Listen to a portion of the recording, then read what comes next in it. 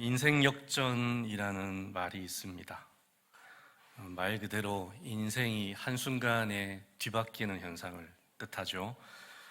굉장히 힘들고 어려운 삶을 살다가 갑자기 막 대박이 나거나 오랜 노력 끝에 마침내 결실을 맺어서 큰 성공을 하거나 이런 현상들을 보면서 저 사람 인생 역전했다, 그런 얘기들을 하게 됩니다.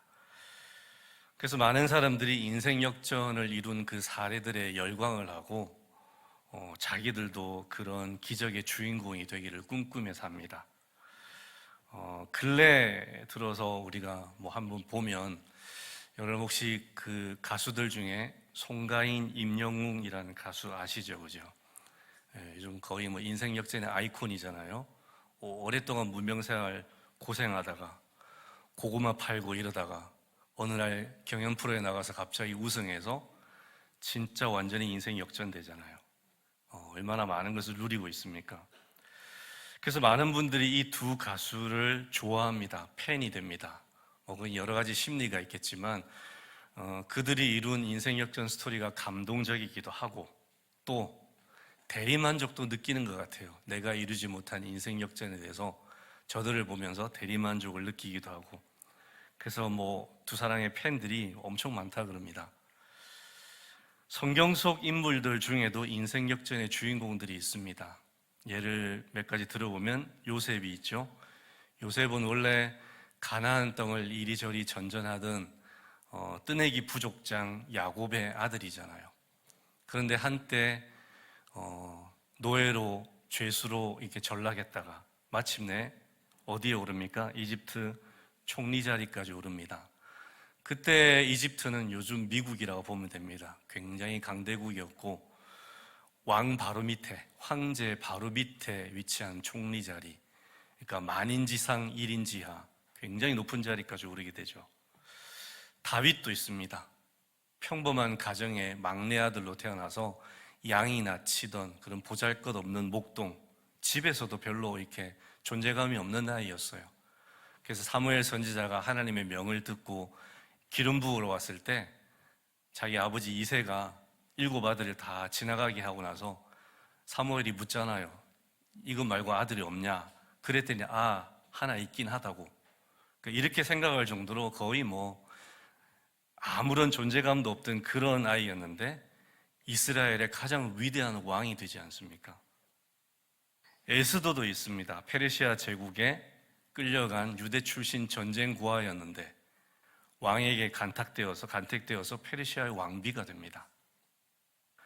그래서 우리가 이런 동시대 사람들, 또 성경 속 인물들의 인생 역전 스토리를 보면서 대리만족을 느끼기도 하고 또 부러워하기도 하고, 어떤 분들은 이런 꿈을 꾸고 기도하기도 합니다. 나도 이렇게 되었으면 좋겠다. 하나님, 내 인생도 이렇게 만들어 주옵소서. 그러면서 소망을 품고 기도합니다. 자, 근데 여기서 우리가 한 가지 짚고 넘어가야 할 점이 있어요. 우리가 인생 역전이라는 그 현상을 너무 외적인 것만 바라보고 있지 않느냐. 외적으로 부유하게 되고, 외적으로 높은 자리에 오르게 되고, 외적으로 화려하게 되고, 이런 측면에서만 바라보고 있는 건 아닌가 하는 거예요. 자, 이런 관점은 신앙적으로 바람직하지 않습니다. 어쩌면 굉장히 위험한 관점이 될 수도 있습니다. 여러분의 신앙생활을 병들게 할 수도 있습니다. 왜냐하면 이런 관점을 지닌 상태에서 신앙생활을 하게 되면 자칫하면 하나님을 어떻게 여기냐 하면 나의 외적인 인생 역전을 위한 도우미로 여길 수 있어요. 늘 하나님, 나 도와주십시오. 나 잘 되게 하옵소서. 나도 이렇게 되게 하옵소서. 하나님은 그렇게 여길 수 있다는 거예요. 내가 드리는 기도 역시 그것을 위한 수단으로 삼을 수 있습니다. 그렇게 신앙생활을 하게 되면 그 신앙생활은 굉장히 곁길로 빠지는 위험한 신앙생활이 되고요, 병들게 됩니다. 한때 한국교회 성도들 사이에 야베스의 기도가 센세이션을 일으켰던 적이 있어요. 야베스의 기도 여러분 아시죠? 그 내용이 이렇잖아요. 하나님께서 자기에게 복을 주셔서 자기 지경을 넓혀주시고 하나님의 손으로 나를 보호하시고 인도하셔서 환난에서 건져주옵소서. 이게 야베스의 기도예요. 그리고 성경에 보면 하나님께서 그의 기도를 들으시고 응답하셨더라라고 이제 결말 짓고 있죠. 그래서 이제 많은 성도들이 이 에피소드를 야베스가 간절히 기도해서 하나님으로부터 많은 땅과 많은 부유함, 성공을 얻게 되었다, 이렇게 해석을 해요. 그래서 한국교회 성도들이 한때 야베스의 기도 열풍이 일어났었어요. 너도 나도 그냥 야베스의 기도 그러면서. 근데 여러분, 야베스의 기도는 단순히 외적인 성공과 부를 구한 기도가 아니거든요. 야베스는 성공하고 싶어서 이 기도를 드린 게 아니에요. 자기 야망을 채우기 위해서 기도 드린 게 아니에요. 자신의 처지가 너무 막막해서 하나님 앞에 도우심을 구한 거예요. 인도하심을 구한 거예요. 히브리서에 나오는 것처럼 하나님께 나아가서 긍휼하심과 때를 따라 돕는 은혜를 얻기 위해서 이 기도를 한 거예요. 그래서 하나님께서 야베스의 기도에 응답하신 것은 그가 무슨 부동산 부자가 되고 엄청난 부를 얻게 되었다, 그거 아니고요, 야베스의 필요를 채우셨던 거예요. 근데 성도들이 이런 사실을 간과하고 마치 야베스의 기도를 인생 역전의 수단인 것처럼 그렇게 생각하고 자기들도 이 기도를 따라 했었어요. 지금 많이 사그러들었죠. 왜요? 그렇게 해봐도 안 되거든요. 왜냐? 원래 그런 기도가 아니거든요. 여러분, 인생 역전이라는 것은 단순히 외적인 성공을 의미하는 게 아닙니다. 우리가 앞서 살펴봤던 성경 속 인물들 봅시다. 요셉이 이집트 총리가 되었어요. 이게 외적으로 성공한 겁니까? 다윗이 왕이 되었어요. 이게 출세한 거예요.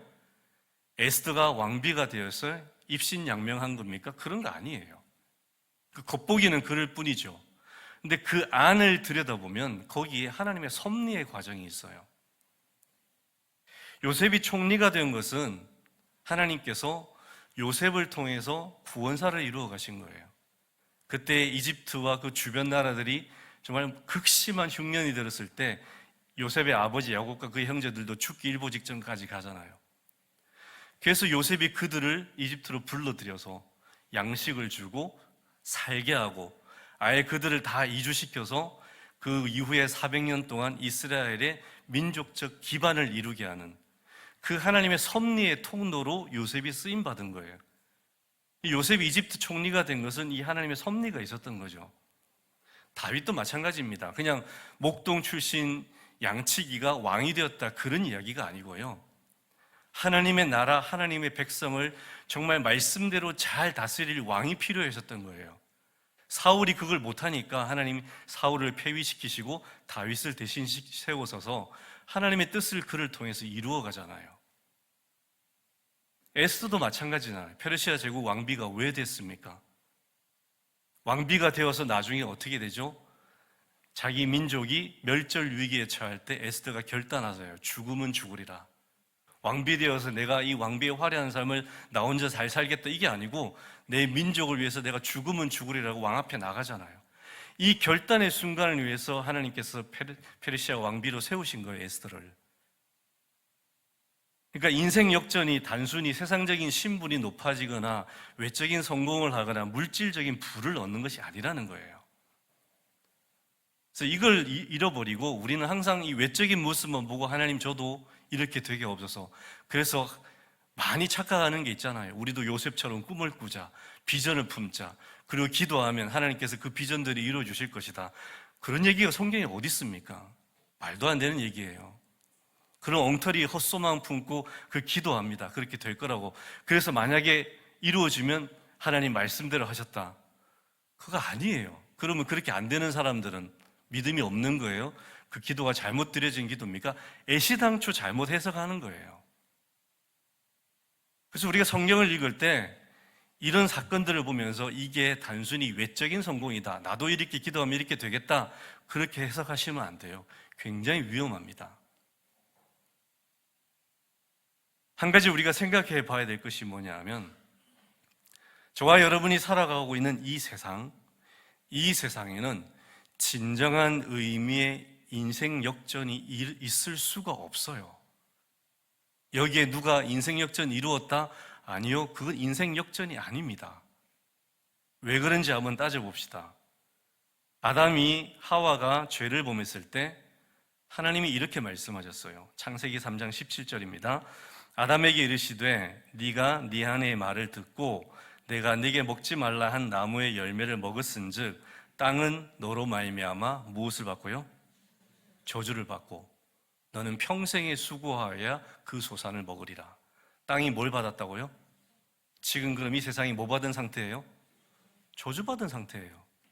하나님의 저주 아래 있다고요. 로마서 8장 22절은 저주받은 이 세상의 현실을 더욱 구체적으로 설명하고 있습니다.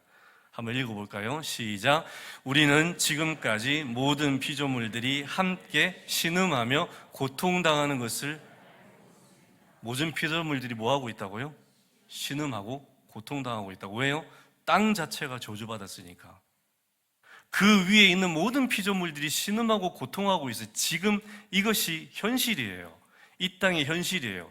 하나님의 저주받은 상태에서 모든 피조물들이 신음하고 고통하고 있어요. 봄이 되면 꽃들이 피고 막 가을이면 아름다운 낙엽이 생기고 좋아 보이죠. 근데 그 영적인 현실이 뭡니까? 지금 신음하고 고통하고 있는 거예요. 저주 아래 있는 거예요. 영적인 눈으로 보면 지금 세상이 그런 상태예요. 그럼 우리 사람은 어떨까요? 로마서 1장 18절을 봅시다. 로마서 1장 18절 같이 한번 읽어보겠습니다. 시작. 하나님의 진노가 불의한 행동으로 진리를 가로막는 사람의 온갖 불경건함과 불의함을 겨냥하여 하늘로부터 나타납니다. 하나님의 무엇이? 진노가.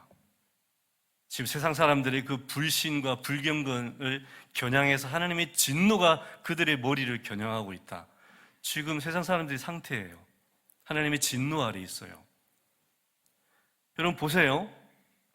이 세상은 저주 아래 있고 모든 피조물들은 신음하고 고통하고 있고 세상 사람들은 하나님의 진노 아래 있어요. 여기에 무슨 인생 역전이 있겠어요? 돈을 많이 버는 게 인생 역전이에요?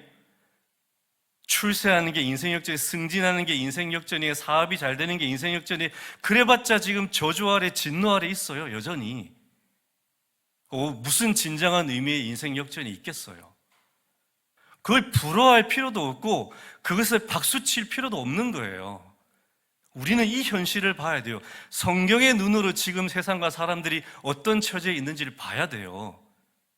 그렇게 보면 여기에 무슨 인생 역전이 있어요? 아무것도 없어요. 다 허황된 거예요. 헛된 거예요. 착각하고 있는 거예요. 하나님의 저주와 진노 아래 머물러 있는 상태에서는 외적으로 아무리 성공하고 아무리 많은 부를 축적해도 그게 아무 의미가 없어요. 여러분 그렇게 생각되지 않습니까? 이 땅에 무슨 진정한 의미 인생 역전이 있겠어요? 그게 다 허황된 거예요. 속으면 안 됩니다.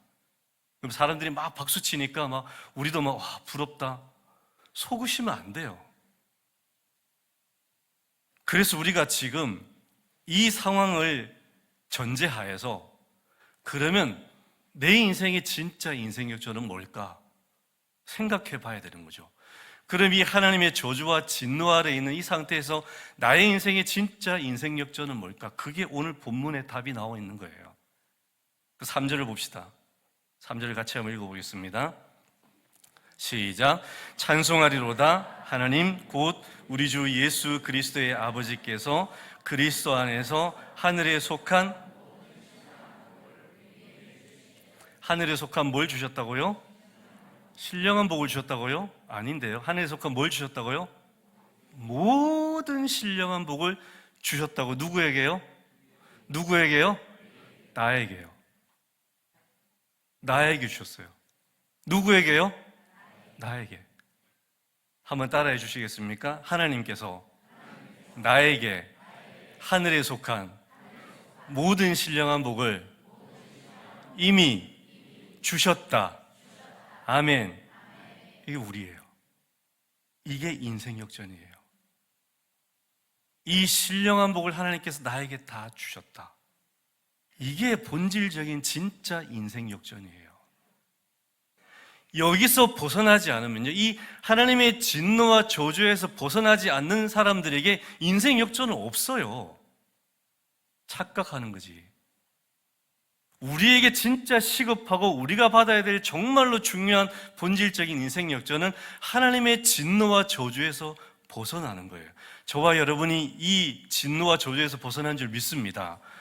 인생 역전이 일어난 거예요, 이미 우리에게. 그것뿐만 아니고 하나님이 하늘에 속한 모든 신령한 볼 우리에게 이미 주셨다 그러잖아요. 그게 뭡니까?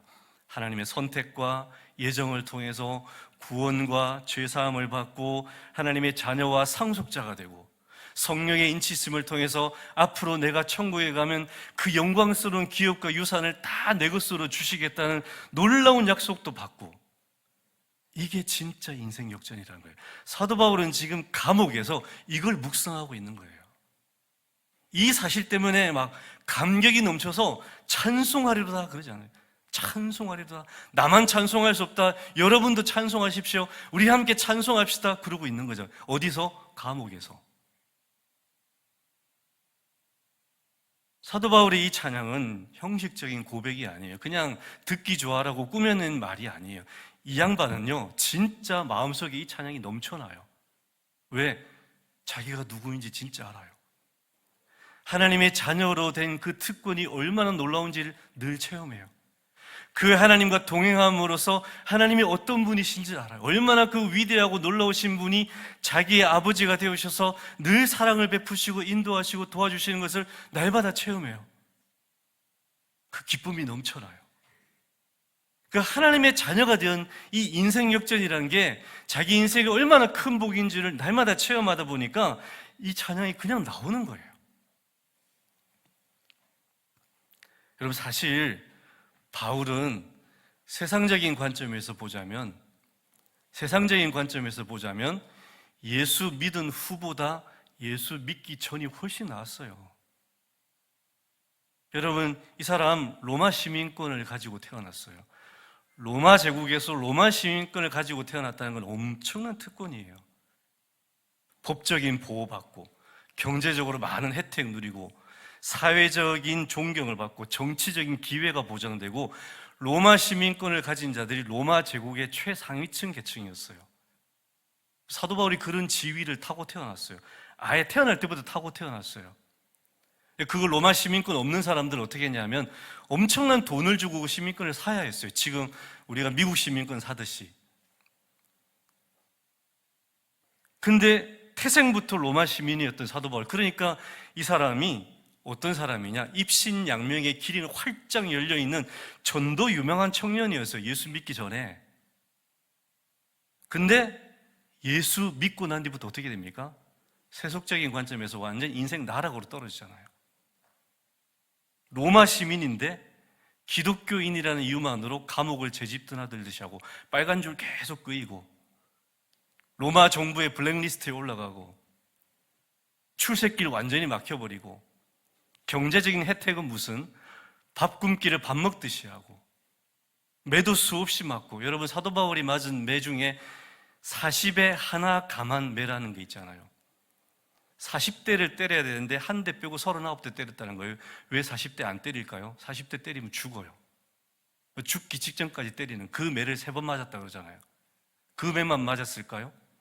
그러니까 몸이, 사도 바울 등 벗겨보면요, 여기 자국이 성한 데가 없어요. 다 채찍 자국, 다 터져 나간 자국. 그 매를 수없이 맞고 죽을 만큼 고생하고, 그러니까 인생이 완전히 급전직하해버렸어요. 예수 믿기 전에 이 사람의 인생은 완전 화려한 인생이 장밋빛 카페트가 막 깔려있던 그런 꽃길이었는데, 정말 예수 믿고 나서부터는 가시밭길이 펼쳐지는, 고난의 길이 펼쳐지는 나락으로 떨어진 인생이 되었어요. 이 본문을 기록할 당시만 해도 지금 로마 감옥에 있잖아요. 지금 똑같은 시기에 기록한 빌립보서에 보면 자기는 여기서 이제 죽을지도 모른다 각오를 하고 있어요. 나는 죽어도 된다. 난 죽어도 유익하다. 죽어도 예수 그리스도 이름만 영광받으면 난 죽어도 괜찮다. 그러니까 죽음을 각오하고 있어요 지금. 그러니까 앞날이 캄캄하고 미래도 보이지 않고 언제 죽을지 모르는 두려운 상황이고, 죽음은 자신 장례 치러줄 가족도 없고, 세상 고독하고 쓸쓸한 시간을 보내고 있는 이 사람 처지예요, 지금. 여러분이 이 사람이라면 한번 생각해 보세요. 여러분의 입술에 찬송이 나오시겠어요? 감사가 나오시겠어요? 감격이 있으시겠어요? 이 정도면 자기 처지 비관하고 한숨과 한탄을 해야죠. 아유, 내가 어쩌다 이렇게 됐냐. 뭐 예수 믿으면 복 받는다 그러더니 복은커녕 늘 어렵고 안 되고 하는 일마다 다 망하고, 이게 뭐냐 이게. 이게 예수 믿는 거냐? 이게 예수 믿는 복이냐? 우리 속으로 이런 얘기 솔직하게. 근데 사도 바울은 지금 우리보다 훨씬 더 최악의 상황에 있거든요. 언제 죽을지 모르는 상황에.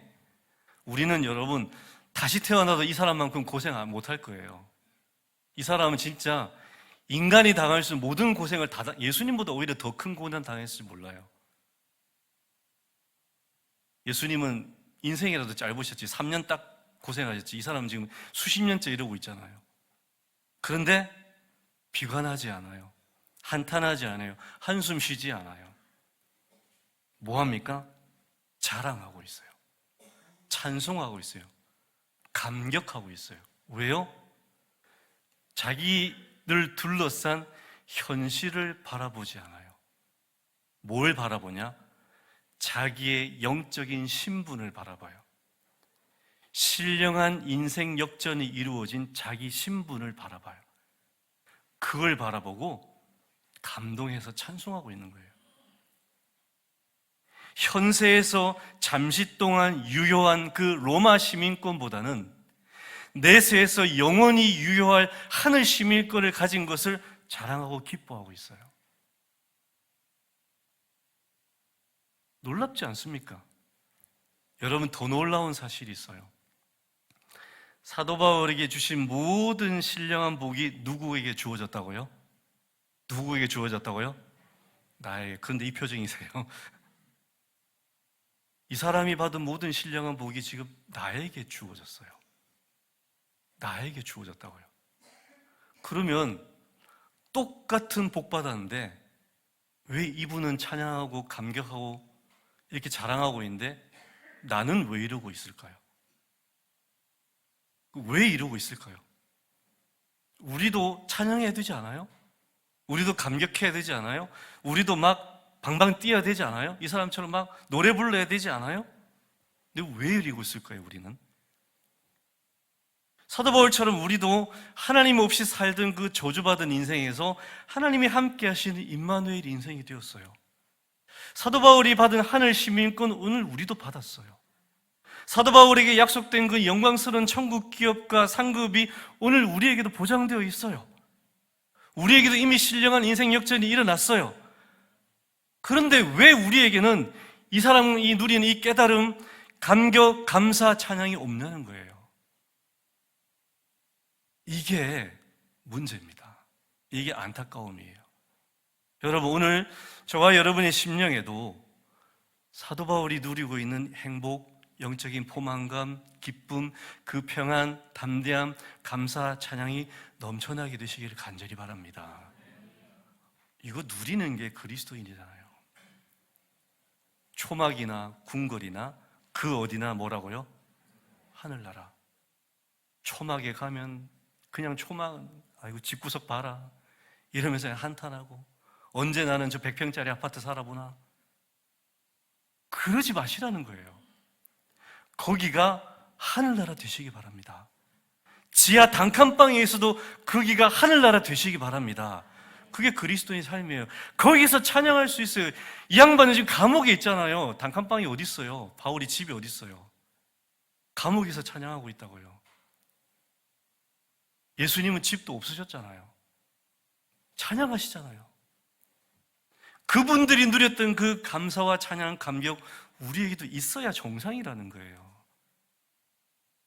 궁궐에서만 찬양하지 마시고 어디에 있든지 내 환경을 초월해서 나도 주님이 주신 이 찬양, 내게 일어난 이 신령한 인생 역정을 묵상하며 기뻐하며 펄쩍펄쩍 뛸 수 있는 이 감격, 이것이 우리에게도 있어져야 정상이라는 겁니다. 많은 사람들이 인생 역전을 자기 주변 상황이 극적으로 바뀌는 것이라고만 생각해요. 우리 지금 기도하는 게 다 지금 여기 있을 거예요. 하나님, 내 주변 상황을 바꿔주옵소서. 다 그 기도잖아요. 그게 인생 역전의 생각, 그 기도 드리잖아요. 근데 여러분 생각해 봅시다. 상황이라는 것은 언제 또다시 바뀔지 모르잖아요. 인생 역전했다 칩시다. 그래서 막 내가 지금 정상에 있어요. 그게 언제까지 갈까요? 여러분 연예인들 보세요. 최정상에 서 있다가 갑자기 한순간에 다시 나락으로 떨어지는 거 얼마나 많이 봅니까? 그게 외적인 인생 역전이에요. 왜냐? 그 상황이란 게 지속되지 않기 때문에, 언제든지 변할 수 있고 유동적이기 때문에. 그래서 여러분 연예인들 마음속에 있는 불안함이 뭘까요?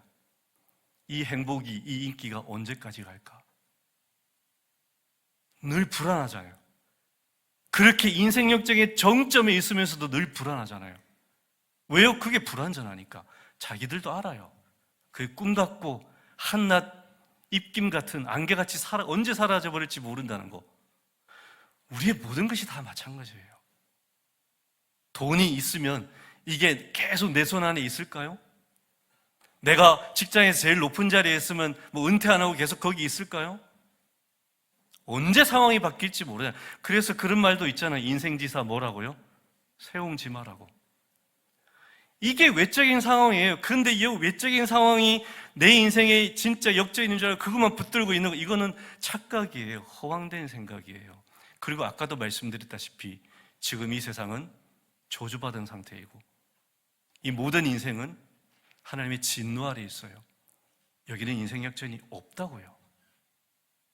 그거 바라보시면 안 된다는 겁니다.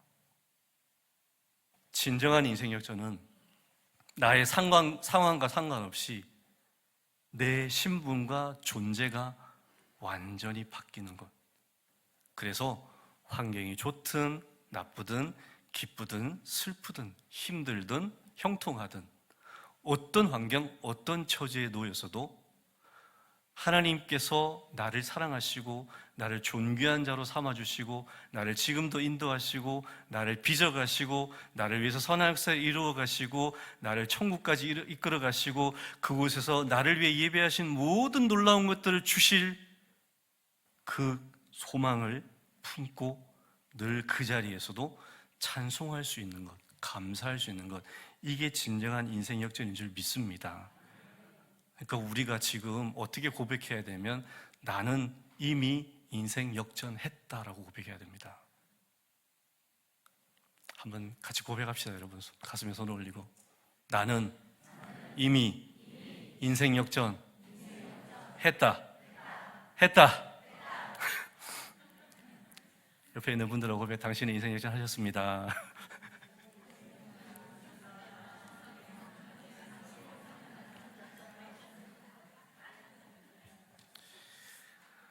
아이고 언제 인생 역전하나 이러고 살면 그건 그리스도인의 삶이 아닙니다.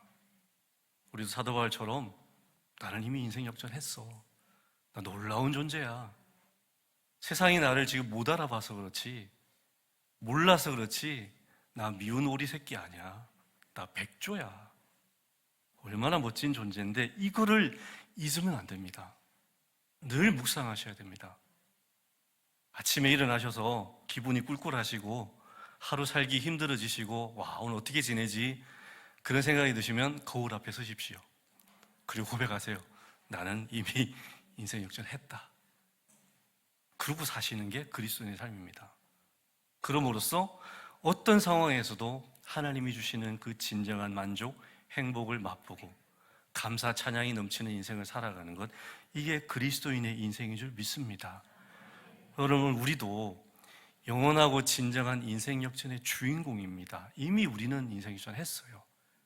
이 사실을 늘 묵상하시고 기억하셔서 주님 오시는 그날까지 인상 쓰고 살지 마시고 짓눌려 살지 마시고 불평 원망하며 살지 마시고 항상 기뻐하라는 그 말씀을 기억하시고 어떤 상황에서도 하나님 안에서 감사 찬양하는 흔들림 없는 삶을 살아가는 저와 여러분이 되기를 주님의 이름으로 축원합니다. 기도하겠습니다. 하나님 아버지, 감사합니다. 우리에게 진정한 인생 역전을 허락하시니 감사합니다.